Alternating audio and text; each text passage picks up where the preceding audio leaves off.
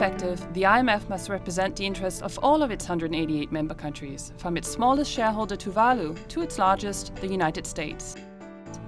In recent years, emerging market countries such as China, India, Brazil and Russia have experienced strong growth and now play a much larger role in the world economy. In December 2010, the IMF agreed on reform of its framework for making decisions to reflect the increasing importance of emerging market and developing economies. The IMF is an institution that has gone through reforms for many years. It really started a long time ago, but the latest developments, I would set them as starting in 2006. The latest governance reform is the 2010 reform that was voted but not implemented. Unlike the General Assembly of the United Nations, where each country has one vote, decision-making at the IMF was designed to reflect the position of each member country in the global economy.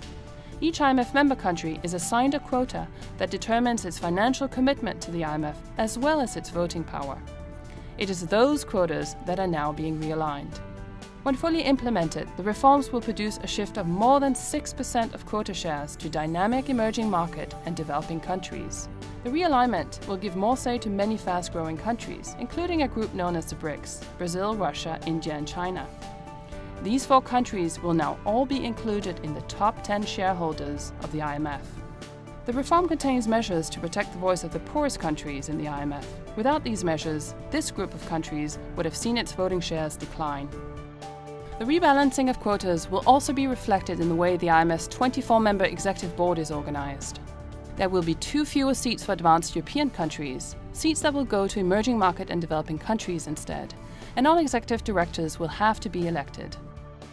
The reform will enter into force once 3/5 of the IMF's membership, which currently amounts to 113 countries, representing 85% of total voting power, have accepted the proposed amendment.